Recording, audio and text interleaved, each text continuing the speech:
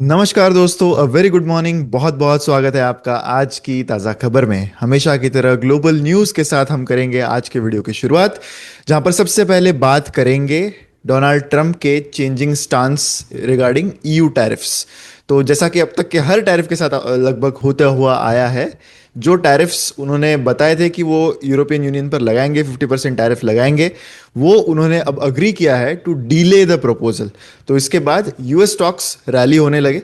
जब जब टैरिफ जो है वो डीले होता है या फिर कैंसिल होता है, या वो कुछ दिनों के लिए उस डिसीजन को होल्ड पर रखा जाता है, तब ऑब्वियसली यूएस स्टॉक्स रैली करते हैं, क्योंकि उनके लिए ये एक बहुत अच्छी खबर होती है कि अगर टैरिफ्स ना लगाया जाए तो ऑब्वियसली उनके लिए चीज़ें सस्ती रहेंगी, उन अमेरिकन कंपनीज के लिए चीज़ें सस्ती रहेंगी।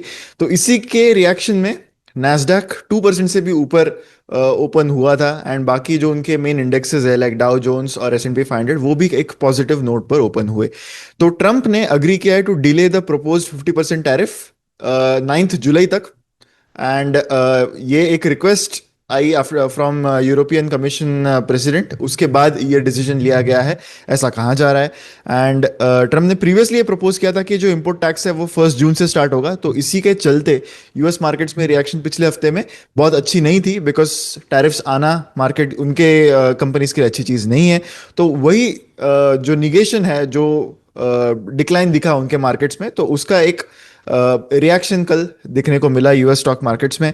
यूएस कंज्यूमर कॉन्फिडेंस मई के लिए थोड़ा सा स्ट्रॉन्गर आया है देन एक्सपेक्टेड। तो ये जो ट्रेड डेवलपमेंट्स हो रहे हैं कि टैरिफ्स के कैंसलेशन या फिर टैरिफ में एक रुकाव या फिर कोई बायलैटरल एग्रीमेंट्स के chances between US and other countries, तो ये सारी चीजें market is looking, US market is looking very positively with these things. अगली न्यूज है गोल्ड के बारे में। तो गोल्ड अब थोड़ा सा गिरता हुआ दिख रहा है, जब डॉलर अब थोड़ा सा फर्म होने लगा है। यानी डॉलर गिरता हुआ दिख रहा था जब जब अप्रैल के स्टार्ट में, जब से Donald Trump started talking about tariffs, तब डॉलर थोड़ा सा करेक्ट होने लगा था। एंड अब जब डॉलर अब थोड़ा सा फर्म होने लगा है, तो गोल्ड अब गिरने लगा है। इसका एक और रीजन ये है कि जैसे जैसे यूएस का जो स्टांस है अबाउट दैट ट्रेड, वो थोड़ा सा एक तरह से हम कह सकते हैं कि जो जब से वो टैरिफ्स पर थोड़े से सॉफ्ट होने लगे, तो वो ग्लोबल अनसर्टेनिटी उससे कम हो रही है। और गोल्ड एक ऐसी चीज है, गोल्ड एक ऐसा इन्वेस्टमेंट क्लास है जो तब बेटर करता है जब ग्लोबल अनसर्टेनिटी ज्यादा हो। तो अनसर्टेनिटी कम होना गोल्ड जैसे असेट क्लास के लिए अच्छी चीज नहीं है। तो गोल्ड के प्राइसेस 1% से कल गिरे। स्पॉट गोल्ड 1.3% से डाउन था। तो जो ड्रॉप थी वो स्ट्रॉन्गर यूएस डॉलर, स्ट्रॉन्गर एक तरीके से जो गिरता हुआ यूएस डॉलर था वो अब नहीं गिर रहा है, उस वजह से बेसिकली ये हुआ है। And reduced safe haven demands, क्योंकि ट्रंप ने थोड़े से ट्रेड टेंशंस ईज कर दिए जो उनका ईयू के साथ डेवलपमेंट हुआ है उससे रिलेटेड। तो ट्रंप का जो डिसीजन है टू डीले 50% टैरिफ, तो उससे सॉफ्टनिंग हो रहा है, not just of other markets but also gold के इंटरेस्ट में। टेक्निकल सेलिंग प्रेशर भी काफ़ी एविडेंट है गोल्ड पर, एंड ये कुछ मार्केट एक्सपर्ट्स ने बताया है।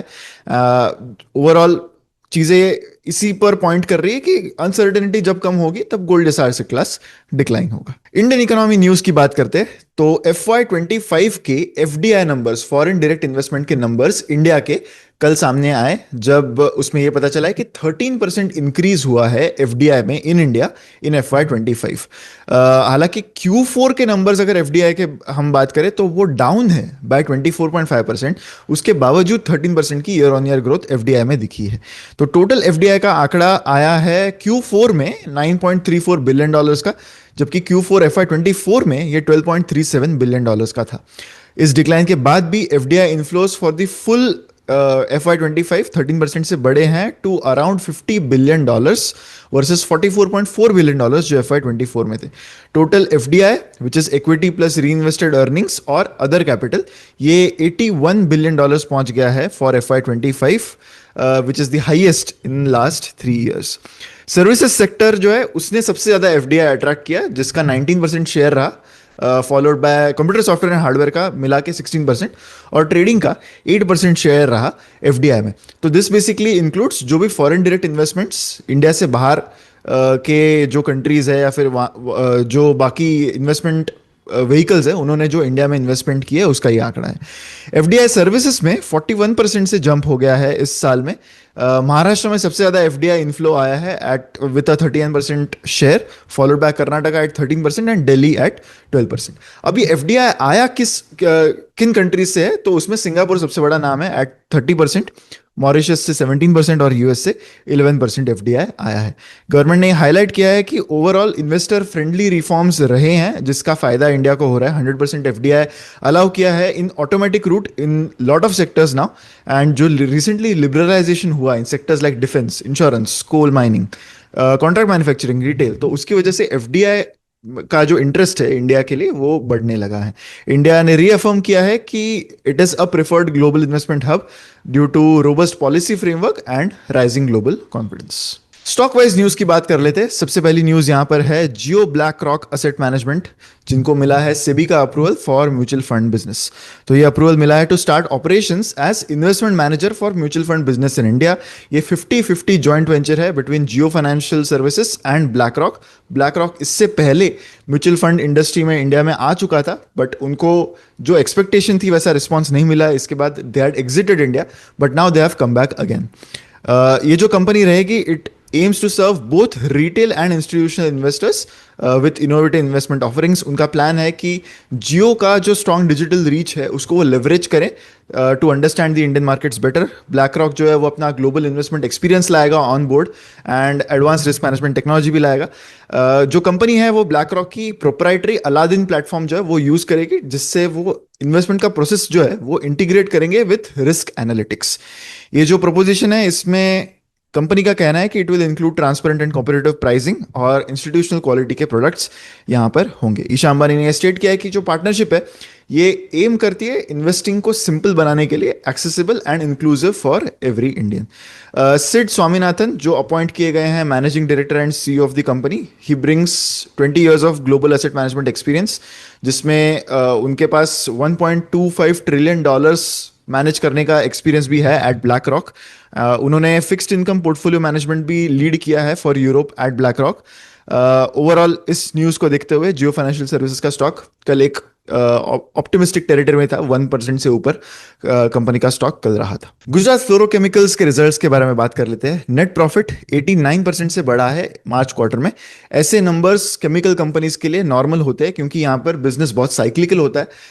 बहुत सारे चीजें जो है वो कंपनीज को अफेक्ट करती है इन सर्टन ईयर्स, जो गुजरात फ्लोरोकेमिकल्स के केस में FY24 में हुआ था, FY25 में भी काफी हद तक हुआ है। Consolidated revenue from operations company के 7% से क्यू ऑन क्यू बढ़े हैं एंड 8% से ईयर ऑन ईयर बढ़े। EBITDA जो है वो अप है by 4% on a quarter on quarter basis and 28% on a year on year basis. Profit after tax इसी वजह से बेटर रहा है। तो जो बल्क केमिकल्स का जो सेगमेंट है that has under perform for the market, लेकिन जो कोर सेक्टर है उनका उसमें एक अच्छा हेल्दी ग्रोथ दिखा है। नेट डेट थोड़ा सा रिड्यूस हुआ है टू 1400 करोड़, जो एक साल पहले 1700 करोड़ था। तो इसे डेट इक्विटी रेशियो कंपनी का थोड़ा सा बेटर हो गया है एट 0.2। LPF का उनका एक प्लांट है which has achieved mechanical completion and trial production जो है वो एक्सपेक्टेड है अगले मंथ में स्टार्ट होगा। इलेक्ट्रोलाइट PVDF एंड PTFE के बाइंडर प्लांट्स एक एडवांस्ड कंज्यूमर वैलिडेशन स्टेज पर है। तो ये इनके कुछ नए प्रोडक्ट्स है जो एक एडवांस स्टेज पर है।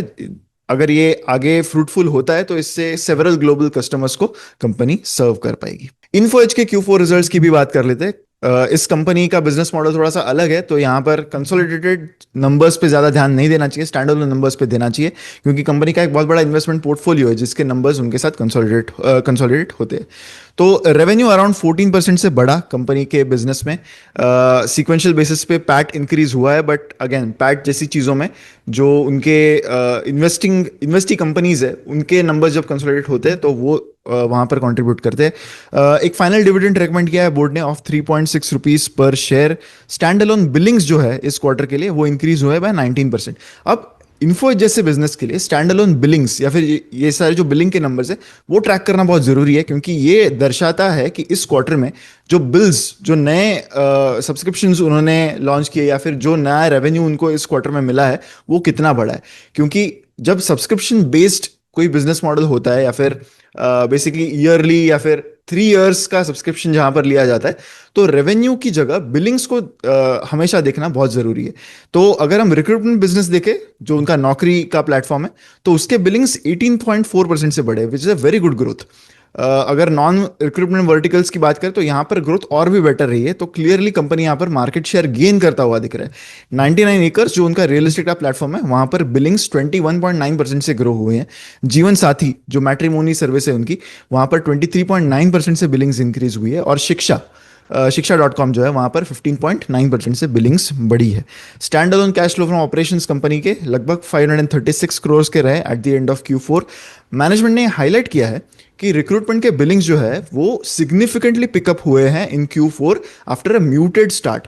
मतलब Q4 के स्टार्ट में चीजें काफी ठंडी दिख रही थी एज फार एज देयर नौकरी बिजनेस इज कंसर्न्ड, लेकिन वो आगे काफी तेजी से पिकअप हुई है। एंड क्लियरली 18% की जो ग्रोथ है रिक्रूटमेंट बिजनेस है, that's a very good number. Despite strong results, Info Edge के जो शेयर्स है वो रिजल्ट डिक्लेयर होने के बाद कल गिरे थे 1.4% से ऑन NSE। LIC के Q4 रिजल्ट्स की भी बात कर लेते हैं। कंसोलिडेटेड नेट प्रॉफिट 38% से बढ़ा है on a year on year basis. 12 rupees per share का डिविडेंड भी डिक्लेयर हुआ है कंपनी के द्वारा। फुल ईयर का जो पैट है that is showing an 18% increase. 48,000 crore से भी ज्यादा का पैट कंपनी ने पोस्ट किया है। नेट प्रीमियम इनकम डाउन रहा Q4 के लिए by 3.2% on year on year basis. तो ओवरऑल जो इन्वेस्टमेंट पोर्टफोलियो है LIC का, उससे काफी अच्छे रिटर्न्स उनको FY25 में मिलते हुए नजर आ रहे हैं। टोटल प्रीमियम इनकम FY25 के लिए इज ऑलमोस्ट 5 लाख करोड़, थोड़ा सा इंक्रीज हुआ है compare to FY24। Individual new business premiums are up by 8% on a year on year basis. Number of individual policies sold FY25 में 1.78 करोड़ रहा था, ये गिर गया है कंपेयर टू FY24, क्योंकि FY24 में ये 2.04 करोड़ रहा था। असेट्स अंडर मैनेजमेंट इंक्रीज हुए हैं कंपनी के बाय 6.45%। LIC का investment portfolio is 54 lakh crore. बहुत बड़ा इन्वेस्टमेंट पोर्टफोलियो होता है LIC का, and it continues to grow by a good rate. Solvency ratio improve हुआ है to 2.11 from 1.98। Annualised premium equivalent जो है वो भी ग्रो हुआ है बाय 67.25%।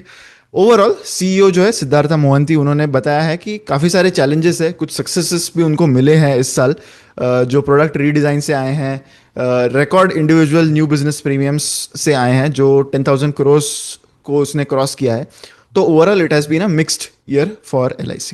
कुछ आने वाले IPOs की बात कर लेते हैं। अब जैसे जैसे market is again going towards it's recovery phase, वैसे वैसे हम कुछ IPOs भी देख रहे हैं जो कंपनीज मार्केट के वीक फेज में IPO नहीं ला रहे थे, वो अब IPO की बात वहां पर हो रही है। HDFC बैंक की HDB फाइनेंशियल्स ने से भी अप्रूवल ऑलमोस्ट सिक्योर कर लिया है।